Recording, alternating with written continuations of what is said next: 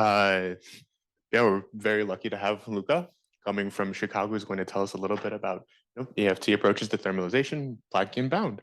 So yeah, take it away. Okay, thank you. And thanks especially to the organizers for this wonderful workshop. So this session, I think, is called Mechanism of Thermalization. And I was first planning on talking about a mechanism for thermalization specific to quantum field theories and low dimensions that I'm pretty excited about. But it's a little bit niche, and I felt like we're a pretty broad audience of people coming from various communities. So instead, I'm going to give a slightly more general talk on a mechanism independent way to think about thermalization, and in particular to define a thermalization time. So when you want to make mechanism independent statements, your best bet is to use effective field theory, because it will apply very broadly. And what I'll say will apply to spin chains, fermions, quantum field theories very generally.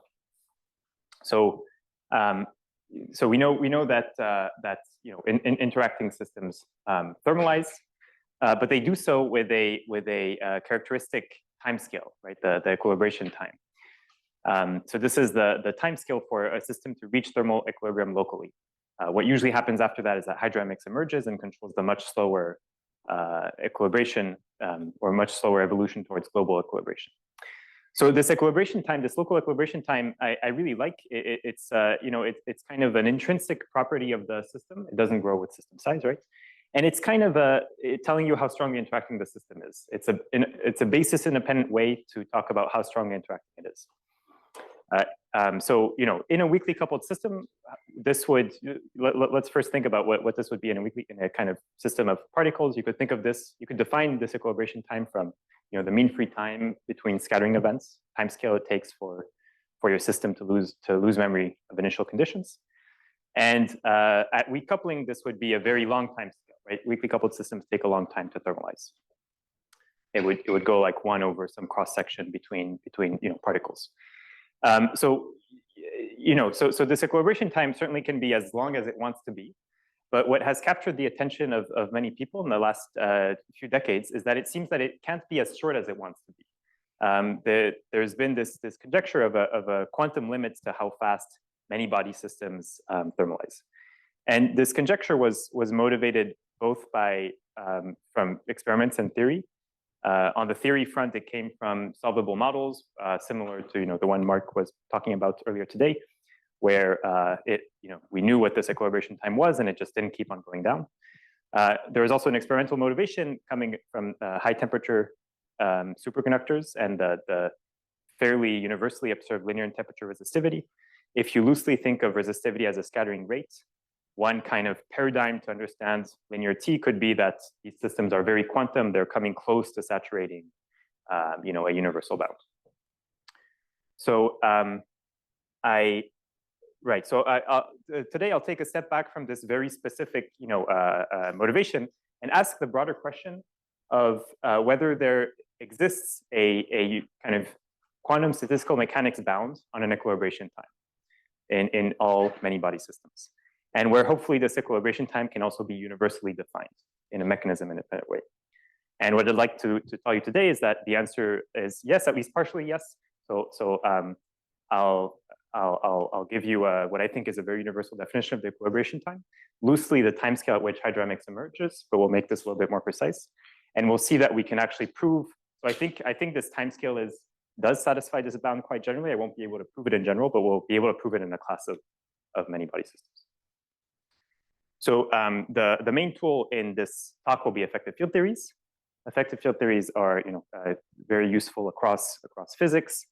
You're probably familiar with many of them.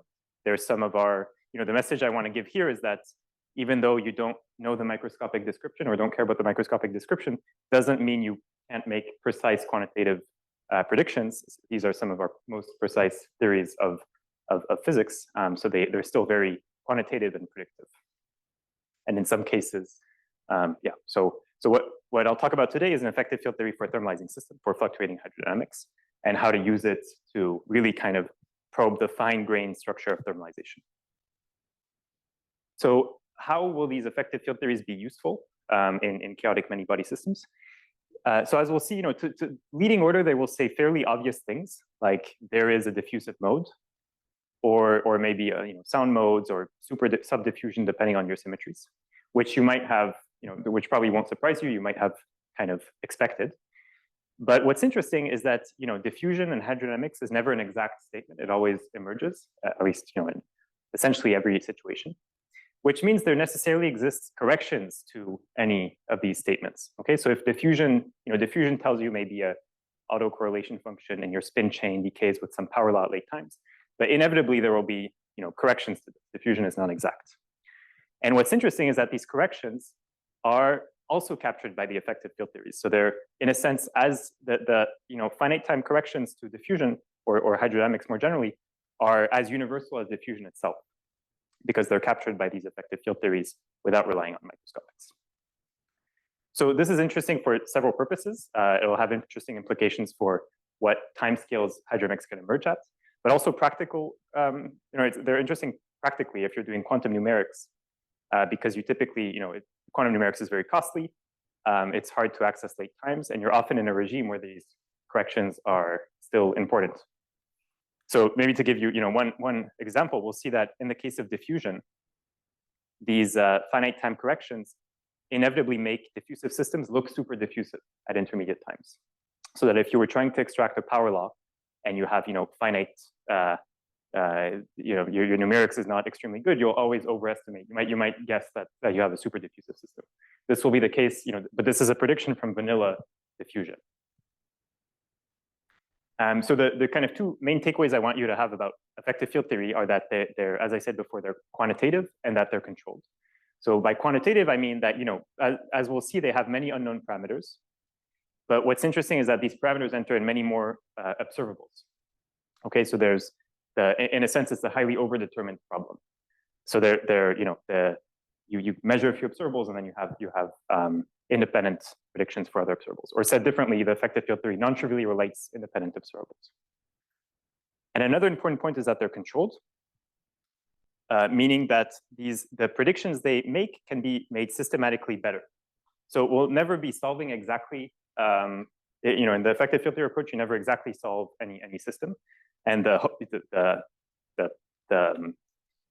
point is that this should apply to systems that you can't solve exactly. But nevertheless, you can make your predictions better and better with more work. And what's particularly interesting is that the control parameter that makes this controlled is not microscopic, so it doesn't rely on large n or a weak coupling, but instead a kind of emergent control parameter, namely late time. Time is much larger than this equilibration time that we'll talk about more. So, okay, so the plan for today will be that I'll tell you a little bit about the details of these effective field theories of hydrodynamics from a kind of modern perspective, and we'll see how we can use them to make many, detailed predictions. Then we'll look at some numerics, tests of numerics in both classical and quantum systems of these effective field theories, and talk about how we can use these effective field theories to, improve your numerics. And then finally, we'll take a step back and ask this question again of how early hydrodynamics can emerge. Okay, and we'll see maybe just to give you the punchline, we'll see that knowing some, certain theories of hydrodynamics just are not self-consistent at intermediate times. They tell you that they can't emerge too soon, and that will give us a bound on the equilibration time of hydrodynamics. So let's start with a little bit of the effective field theory. So there's a really long history to these effective field theories. I mean, in a sense, from the very beginning, hydrodynamics was an effective field theory. But maybe the first action principles for hydrodynamics came around the 70s in the classical community. In parallel with, they were doing lots of numerics in classical, molecular dynamics. But I think that, recently there's been a lot of progress in really elevating these similar approaches to systematic, effective field theories. And I'll be mostly using that formalism, although I won't really give a historical perspective. I'll try to give you what I think is the simplest way to introduce them. So we already, there was already a few talks on hydrodynamics. I'll consider the simplest situation where there's just a single conservation law, but you could easily extend this. And we're going to be interested in dynamics near the thermal states. So this will be kind of out of equilibrium dynamics, but not too far out of equilibrium. Specifically, what we'll look at is correlation functions in the thermal states. Okay, and if you want to have some model in mind. I mean, this is very general, but you could imagine the mixed fieldizing model that, that we saw earlier today. So the types of observables that we'll consider are, for example, dynamical correlation functions in the thermal states, higher point functions, and so on. Okay, and this we'll look at various operators. It could be the density, the current, but also other microscopic operators. So the first step in effective field theory is to determine what the right degrees of freedom are. And so here, I think the other speakers already gave some intuition for what the degrees of freedom in hydrodynamics are. The kind of traditional argument is to say, well, most things thermalize quickly in the thermal state. You lose memory of initial conditions, except conserved quantities because they can't change. And for a similar reason, long wavelength modulation of conserved quantities will have very slow dynamics, and so they will be your degrees of freedom. That's the kind of usual way one argues for these hydrodynamic effective field theories. But I'd like to give a slightly different perspective that has appeared recently, and I think kind of marries nicely with more quantum info type perspective, which is the following. So we're interested in describing dynamics of a density matrix. And if your system had some symmetry, there's a natural action of a doubled symmetry on the density matrix on mixed states.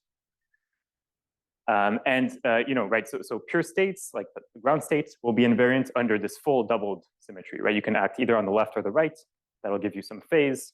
So the state is still the same. Whereas thermal states, loosely speaking, spontaneously break this symmetry down to the diagonal part, right? So if you consider kind of sum over states and act with left and right, you'll get a bunch of phases, and you can't pull the phases out of the sum. So the state, in some sense, breaks the symmetry.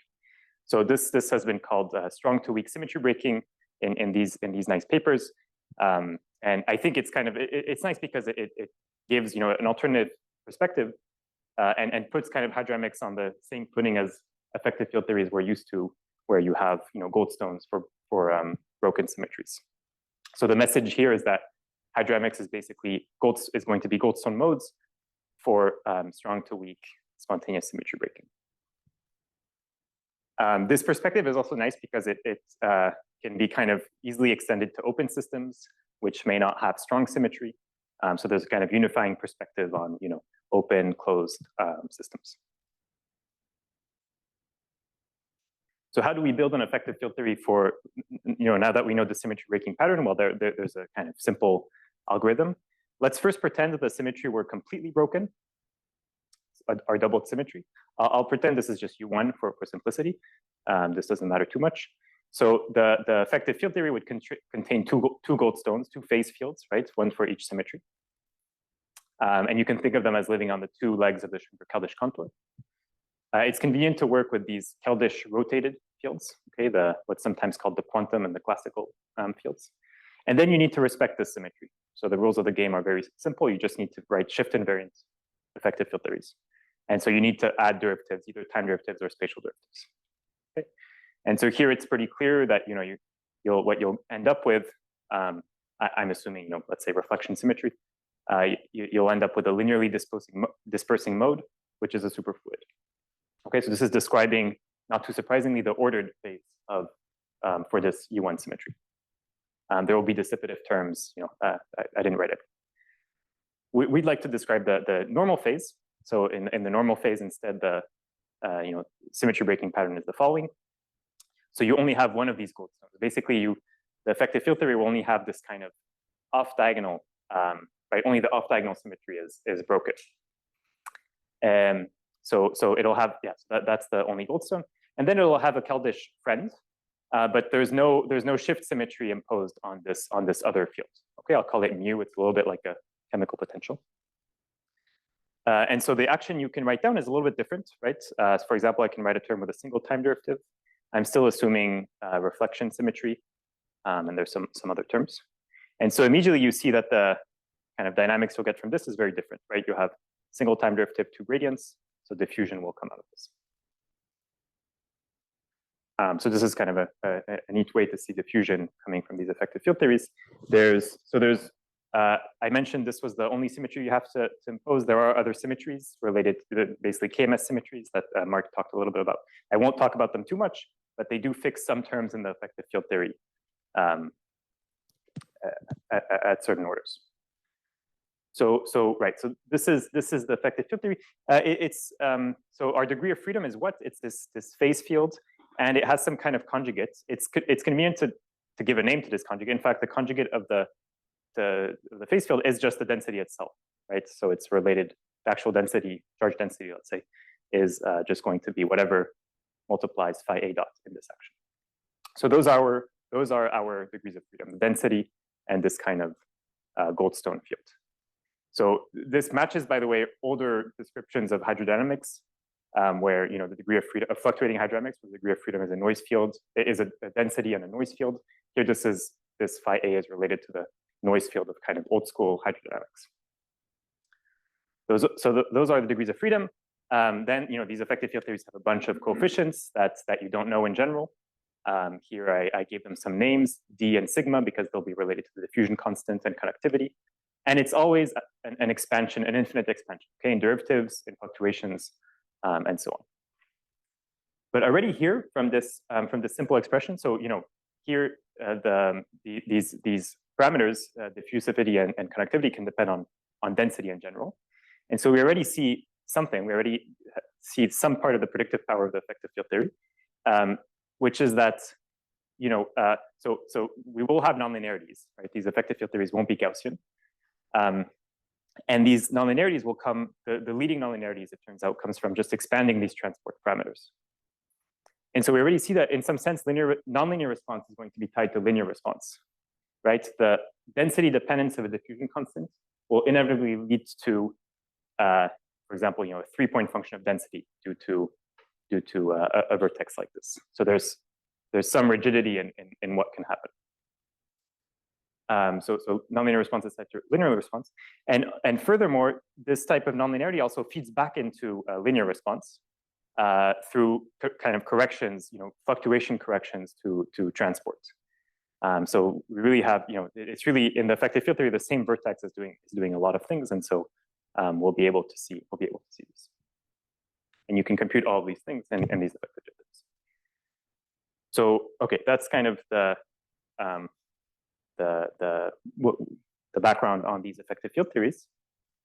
If there are no questions, I'll say a little bit about testing them and using them in numerics, in quantum numerics. So this is work done with these fantastic collaborators. Let me highlight my student Ruchira, who has been doing a lot of the work with these effective field theories. So we'll test them in a number of both classical and quantum systems. As a kind of first simple benchmark, let's look at just one of the simplest possible observable, 2-point function of density in the thermal states. So the leading kind of prediction from diffusion would be a simple form like this. It tells you that the 2-point function looks like a Gaussian. If you inject charge or heat at some point of your spin chain, it will spread like a Gaussian with some overall power law decay. This power is what it should be, so that if you integrate this over x, you just get a constant, right? The total density, total charge is conserved. So yeah, let me just write this in 1 dimension. The numerics will be in 1 dimension, and let me write this Gaussian as a scaling function. So a function of the scaling variable x over square root of t. Okay, this is a natural scaling variable in the context of diffusive systems. So what these effective field theories tell you is that they tell you what all of these dots can be. Okay, they give you a general kind of form for all corrections, all finite time corrections to diffusion. And there's kind of qualitatively two sources of corrections. One are higher derivative terms, higher derivative corrections to diffusion. These, if you have reflection symmetry, you need 2 gradients. 2 gradients map into a time derivative in diffusive scaling, so they're always suppressed by integer powers of 1 over t. And another source of corrections comes from these nonlinear fluctuation corrections to diffusion. And so those give non-analytic corrections. They're a little bit different. In 1 dimension, they have these kind of power laws. So, but the effective field theory doesn't just tell us, what the general structure of these corrections. It actually gives us it produces these entire scaling functions which are, their coefficients, they will have non-universal coefficients, but up to these non-universal coefficients, these entire scaling functions will be universal. They'll be the same for any diffusive system, or if you tell me what symmetries you have, they'll be the same for any system with those symmetries. So this leading one is the one we talked about before. This is just a Gaussian function of y. But the subleading one, you can compute it. It comes from this one loop diagram in the effective field theory. And this is what it is. So it has some coefficient that's not universal. It involves this derivative of the diffusivity with respect to the temperature or density, which causes the nonlinearity. So it depends on static susceptibility, some transport parameters. But otherwise, it's a completely universal function. This is what it is for any diffusive system. And so I think, so here it's clear that, there's really predictive power, right? We're producing entire universal scaling functions. Yes. Yeah. Yes, so there's two fields, right? And they're just, and these two fields mix, by the way, they're not, right? So the density talks to phi A, and phi A is, and it's convenient to not try to diagonalize this action, to just keep it like this. So you have two propagators. You either have a density propagator. If you invert this, if you just look at the Gaussian part and you invert it, you'll have a density propagator and a density to phi A propagator. Those are the two propagators. There's no phi A propagator because there's no n squared term in the. In fact, you know there should be no phi A propagator because of the latest time condition, right? So you have fields. Phi A is a difference between two fields. So if you have a correlation function with a phi A that's at the latest time, this has to be 0 because it's at the edge of the trace. So in particular, the 2-point function of phi A is 0.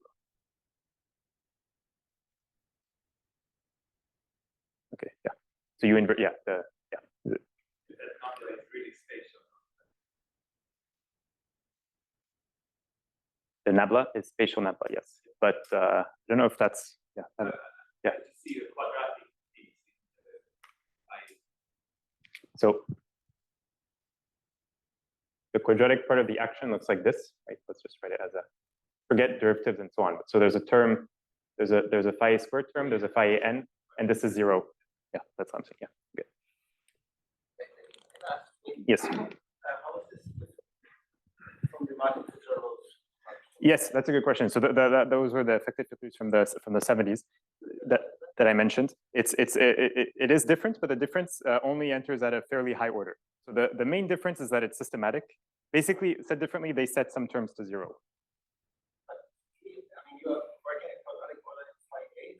No, this is all orders in phi A. So there's a systematic expansion, the higher orders in phi A. It turns out that the leading, most relevant terms are the quadratic in phi A, but yeah, this allows you. Yeah. Yes. Yes. Yes. Yes.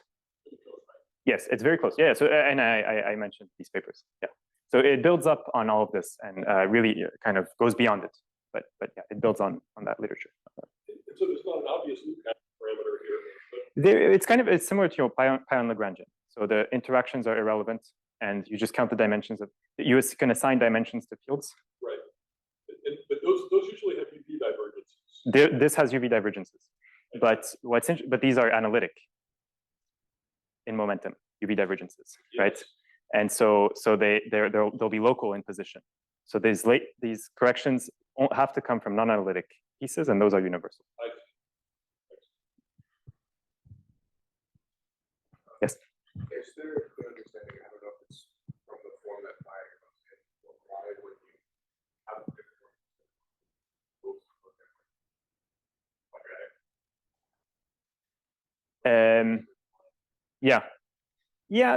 I guess there's several ways to answer this. You have a way to answer this from your paper, but I'll give you a more EFT way, which is just you write down everything you can, and it's what comes out. Maybe you're not too happy with this, but yeah, that's yeah. That's basically what we did. Yeah. Yeah, I think and that's how and this here I'm talking about diffusion, but there are many extensions of this to dipole symmetries, super diffusion, sound modes, and you can really get many different powers of k, many critical exponents, and you get these from the effective filter. You see what you can write down, and you get the power. Yeah, I think it's surprising that it was one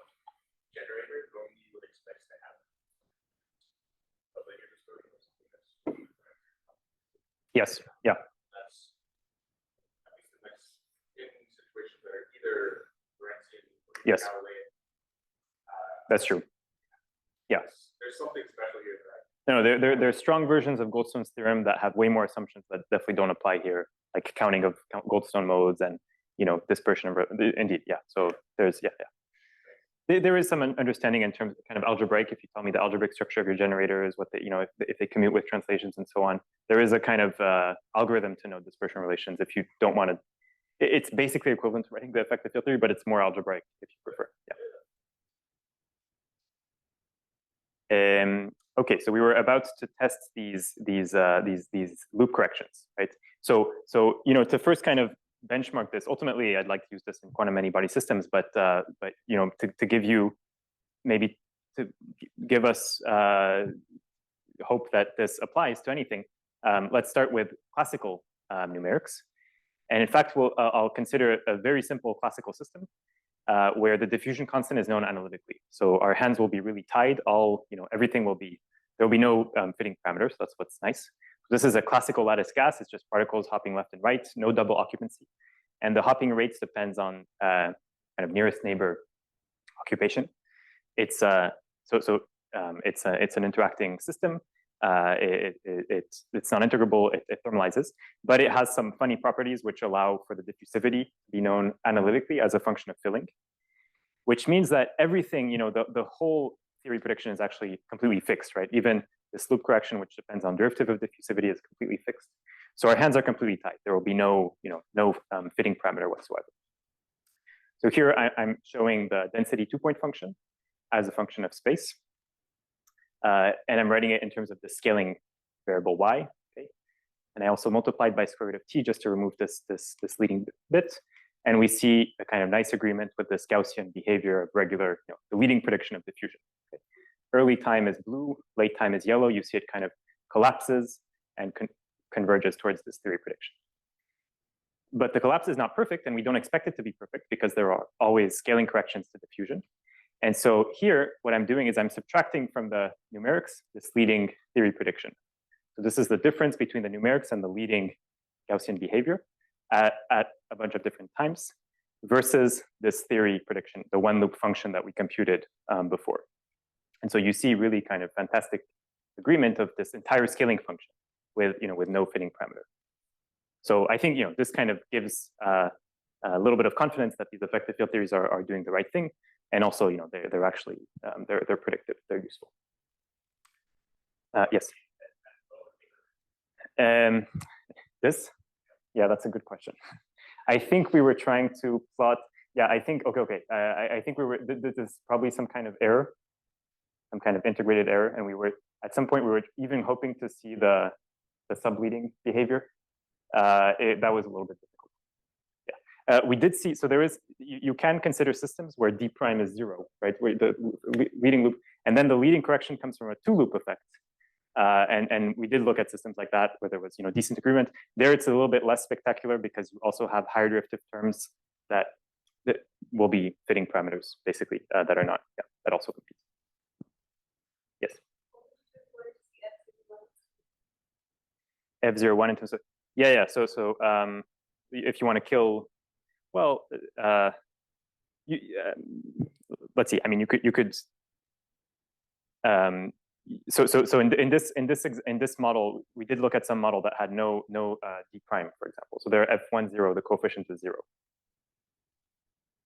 Okay, this coefficient can be tuned to be 0 in some, if you know the diffusion constant, and in that case, F10 would dominate. But they're distinct, I should say. I mean, they enter. So you could ask, oh, what's the difference between this and this? They enter at the same order, but they're different functions. So if your numerics is good enough, you can see both coefficients.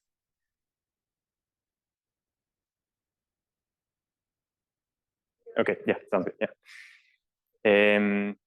Let me say one more thing about this one loop correction, which is that if you evaluate it at x equals 0, so you look just at the 2-point function of density at the same point, it spits out a number which is positive definite, right, or non-negative definite. So it depends on transport parameters. It's not universal, but it's always positive.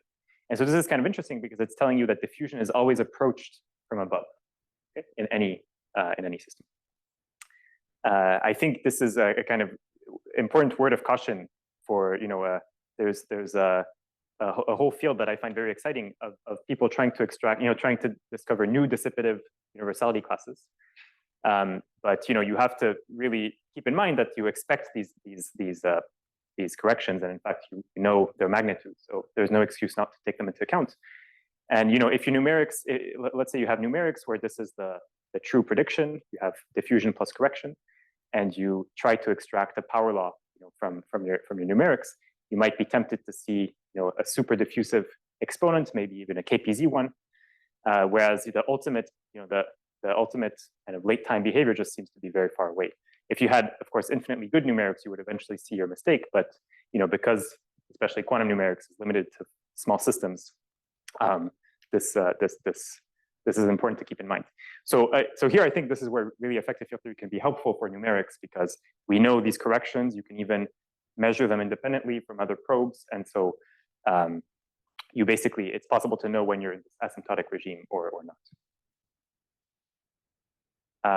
There are other observables that are also controlled by these same vertices, so we might as well, kind of look at them too. So I mentioned that these same non-Gaussian terms, leading non-Gaussian terms, will give leading kind of nonlinear response, and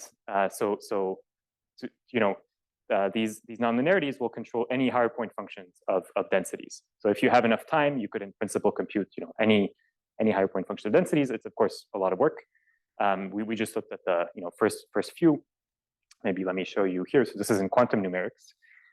So this is numerics where we looked at, this is a flow case system, XXZ flow case system that's non-integrable. So it conserves spin. And what we did, so obviously in this model, the diffusion constant is not known beforehand. It's one of the things that that you're interested in, that you want to get. And the point is that you can use, all of this wealth of data that all offer different ways of measuring transport. So what we did here, actually, to test kind of the effective field theory, is we first looked at linear response and fitted as best we could linear response to diffusive behavior, including corrections. And then we looked at nonlinear response, and our hands were tied because all of these coefficients already appear in linear response, and they were already measured, they were already fitted. And so here you see a direct comparison between the effective field theory prediction for the scaling function of nonlinear response and the numerics, and you see fairly good agreement at late times. So this is in a Floquet quantum simulation. Okay, very good. So in the last part of the talk, I'd like to take a step back and ask about how early hydrodynamics can emerge, and what these precision tests can help us, how they can help us, think about the emergence of hydrodynamics in general quantum many-body systems. So right, and this is based on a paper from last year. So in weakly coupled systems, there are reasonable definitions of this equilibration time. You could take it to be the mean free time between scattering events, for example, if you have particles. But we'd like a definition that ideally reduces to intuitive definitions at weak coupling, but also apply to arbitrary systems where there's no small parameter. So how can we do this? Let me first tell you something that you shouldn't do, but you might be tempted to do. I've certainly been tempted, and even Tomasz was tempted earlier today to do this, which is to look for exponential decaying correlators in the thermal states. Okay, certainly if you find an operator, let's say a local operator that decays exponentially in your thermal state, that would be a reasonable definition of or at least that would be a sharp definition of a timescale. It might depend a little bit on the operator, but you could, probably it doesn't depend too much. But the problem is that exponential decay does not generically occur in thermal states precisely due to hydrodynamics. So to illustrate this point, let me look at again at this tilted field Ising model at finite temperature. So this is a system that has basically no symmetry other than translation symmetry and time translation. It conserves energy. So and let's look for an operator that decays exponentially. So an operator that definitely doesn't decay exponentially is the Hamiltonian density, right? Energy density. That one will decay diffusively because it's the conserved quantity. So let's pick some other operator. Let's say Z or X. X will also decay diffusively. In fact, it will have essentially the same correlation function at late times, because there's nothing that forbids it from overlapping with energy density. Okay, so it will have in fact the same correlation function up to some number that measures some kind of cross susceptibility that you can define precisely, and that measures the overlap of that operator with the Hamiltonian density. So that seems easy to avoid. We could just consider a new operator that's a linear combination of x and Hamiltonian density, such as to remove this overlap, right? So let's do that. And that new operator x tilde will still decay polynomially with a slightly faster power law by construction. And the point is that there's no symmetry that forbids it from overlapping with two diffusive excitations. And so basically you'll just get kind of Green's function squared of the diffusion. We could keep going, but hopefully I think it's clear at this point that it's a losing battle. There's an infinite tower of composite operators, diffusive, made out of diffusive excitations that your operators can overlap with. In this model, we have no symmetry to forbid this kind of hydrodynamic pollution of correlators, and there's no local operator that will decay exponentially.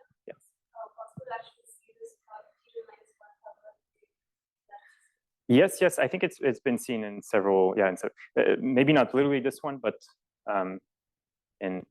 actually, in the spin one, I know of some numerics that sees it. Yeah. It's important to be at finite temperature. That's one comment. So at infinite temperature, there are some selection rules that,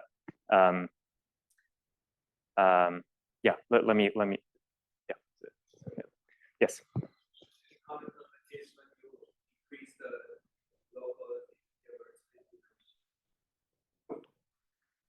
If you make it very large, or if you just make. Oh, I see. Yes. No, I think you're. So this would be. Let's say your local Hilbert space dimension is. It has to be p now. Is that the right letter? Okay. So then this would be 1 over p. 1 over p squared, the coefficient of this. Can't you not combine now some local operator at infinite p? Yes. No, finite p, no. I mean, order by order in p, maybe. Is that? But yeah, in an infinite p expansion. But yeah, no. So let me just say here, I'm allowing for arbitrarily large operators whose size is still finite in the thermodynamic limits. I'm saying there's no finite size operator in this model, which is similar to just increasing p, right? There's no finite size operator that has an exponential decay in the thermodynamic limits.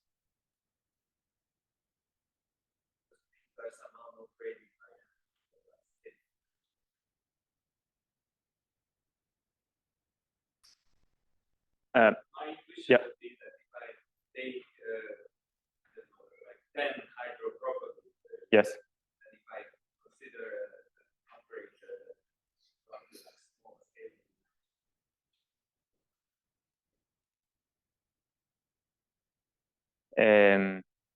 Yeah, I think it's not true. so yeah, I think it's not true. And, of course, there are models where there's exponential decay, right? Which is why there's a lot of intuition for this. But generically, it's not the case. So, but we'd like a definition of thermalization time that applies, generically, including to these systems. And so I'd like to argue that what you should do is, instead of kind of suffering from this hydrodynamic pollution, we should use our knowledge of hydrodynamics to define it. And specifically, we know what things thermalize to. Things thermalize to hydrodynamics, right? Which then controls global equilibration. And so at least loosely, very pragmatic and intuitive way to define the equilibration time is as the time scale where this happens, okay? The time scale where hydrodynamics emerges.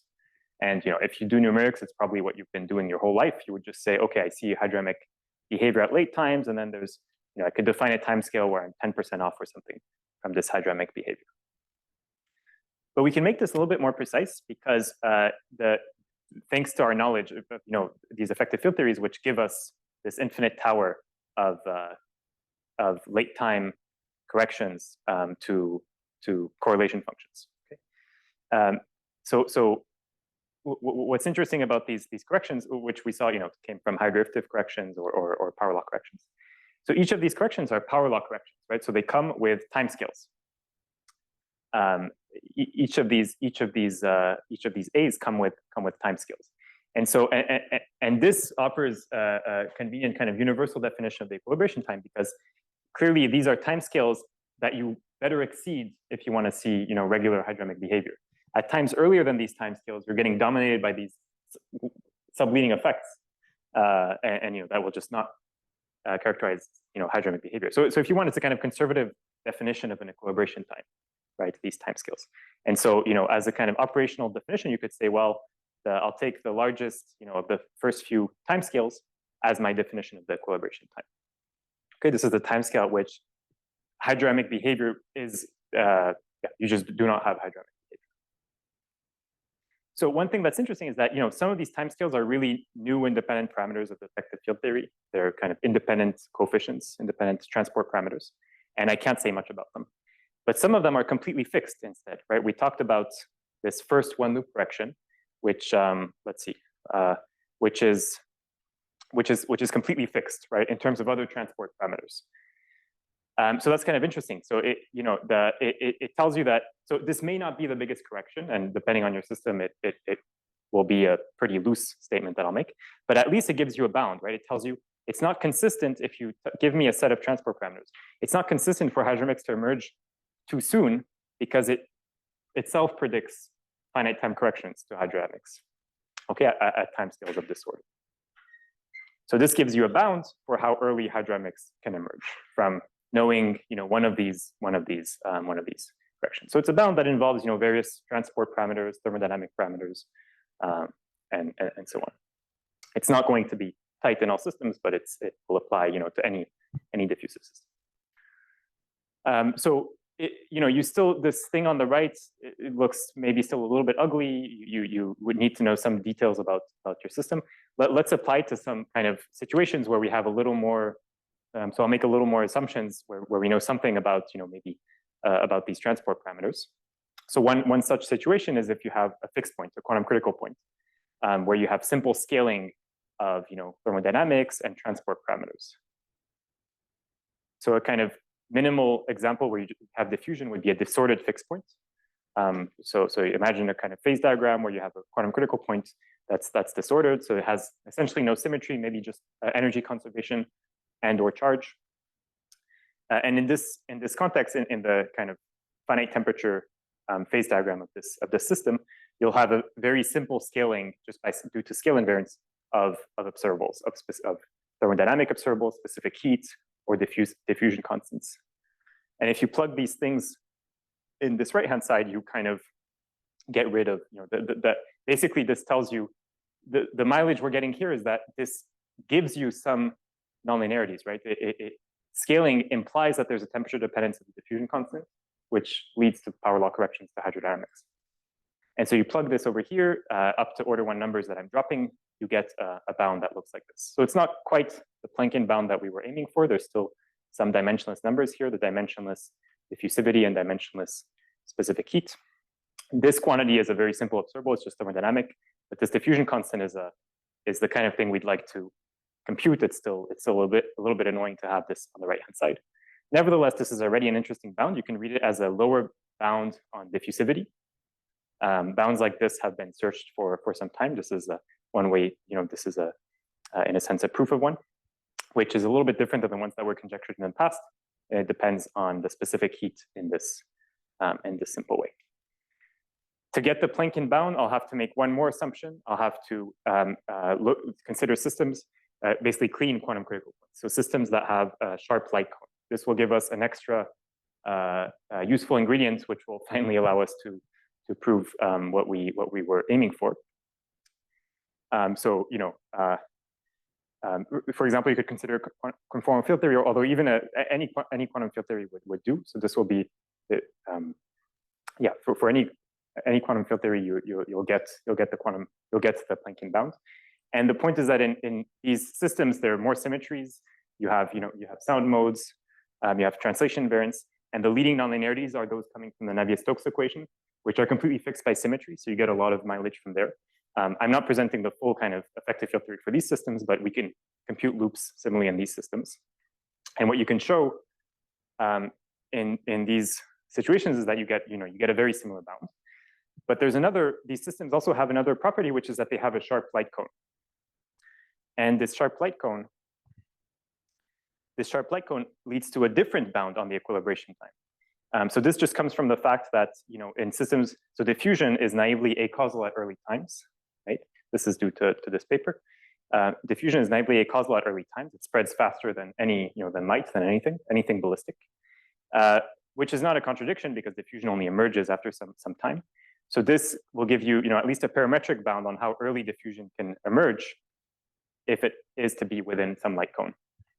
So this gives you the following bound on how early diffusion can emerge. And what's interesting is that it involves a different power of the diffusivity than my fluctuation bound. And so if you combine these two bounds, if the equilibration time is both bigger than diffusion constant and 1 over diffusion constant, then you get the following bound, which is basically the Planckian bound up to count of local degrees of freedom. So here I was hoping to get to prove the Planckian bound quite generally, and my belief is that it applies generally, but here we see that it at least applies to quantum field theories with a sharp light cone. Okay, so I think I'll end here. Maybe I'll just mention so an obvious future direction is to try to prove it more generally, possibly with this definition of thermalization.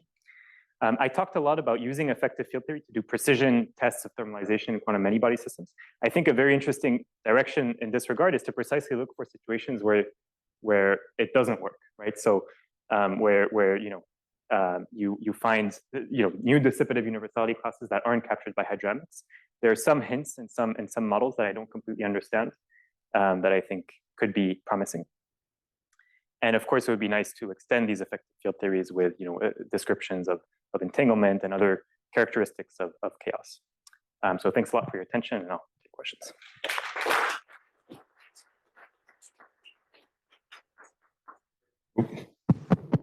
Great, thanks for the great talk. Do we have any questions for our speaker?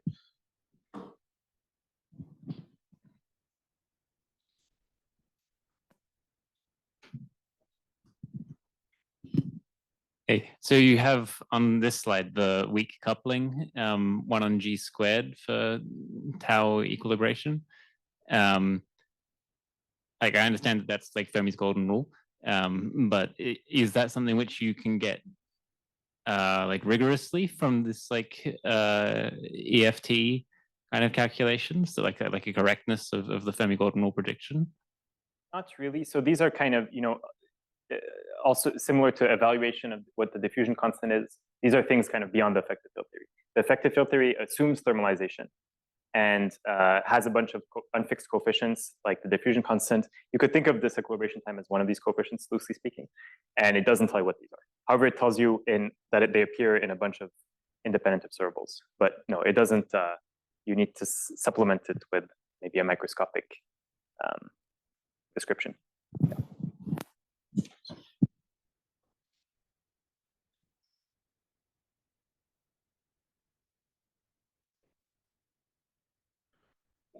I have another question. As you know very well, there's sort of this other indication of these Planckian bounds that doesn't seem at first glance to have anything to do with effective field theory and transport, which is to consider like holography, like in finite volume systems. And you ask for like the quasi-normal mode frequencies of a black hole, and those are given by the thermal scale, and there's never a big coefficient there. Right. Well, sorry, there's always one with not a very big coefficient. And this doesn't seem to involve, this can be in finite volume, doesn't seem to involve long time, hydrodynamics. No, so I don't think those are inconsistent statements. Okay, how are they connected? So here you're basically, let me answer in a kind of EFT terminology, how I would, okay. Maybe a standard model person would say this. You're talking about new physics, right? Beyond hydro. From my low energy perspective, you're talking about these. I'm talking about the strong coupling scale of hydrodynamics. I'm saying the strong coupling scale of hydrodynamics better come before new physics. Or sorry, the strong coupling scale of hydrodynamics. Once the hydrodynamics becomes strongly coupled, new physics has to be there to make it strongly coupled, right? So I'm saying I'm able. So this is a way. There will be many kind of UV completions, so to speak, of hydrodynamics, which should be systems, holographic systems. We know what it looks like, but what I'm looking at is I'm trying to guess when the new physics comes, without actually knowing what the new physics is. Yeah, but it seems like you might imagine that there would be some direct argument that didn't depend on hydrodynamics for the Planckian bound. You know, Yes, looking I at agree. finite volume in large N systems, say. Yes. No, I agree. In large, yeah. So there you would ask, is there a bound on the slowest quasi-normal mode that's not hydrodynamic? So you could formulate, Right. and I think this is an open question as far as I can tell. Yeah, yeah, and but it seems like it'll involve some other ingredients somehow. Yes.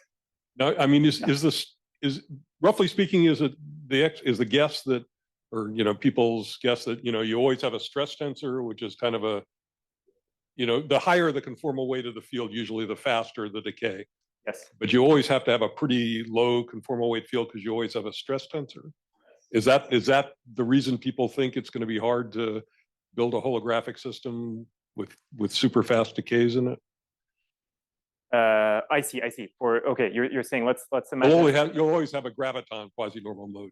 Yes, no, that's certainly true. But I think it's a question about what is the lowest non-graviton, or you know, or said differently, what is the excitation that doesn't correspond to the hydrodynamic pole, right?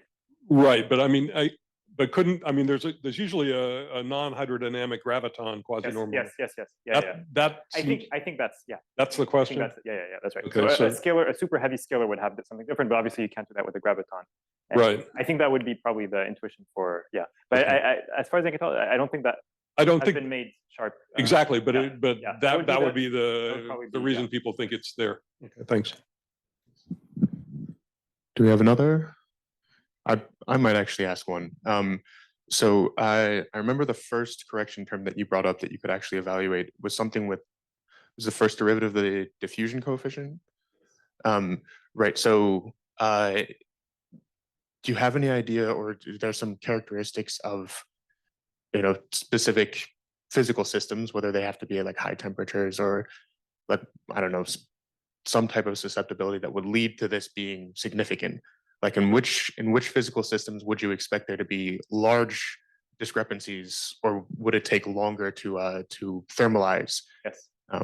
Yeah, no, that's a very good question. Also from the perspective, I guess, of quantum advantage, right? Because in a sense, because things thermalize, you know, the quantumness doesn't, you know, it's not so hard to simulate things, right? You just wait for it to thermalize, then you just do classical physics. So you might, this could kind of point towards a way to search for systems where that in some sense maintain coherence longer without, you know, it's a very different direction than saying, oh, I'm looking for integrable systems, which is another way to, so you know, you could look for, so I don't know. Basically what I'm telling you is that you should look for systems that have very sensitive transport parameters on, you know, the transport parameters that depend very sensitively on filling and temperature, and that will lead to large, it should lead to long coherence or something, right? Because hydrodynamics takes so long to emerge. That would be I think. Thank you. Anyone else? Let's give it up for our speaker.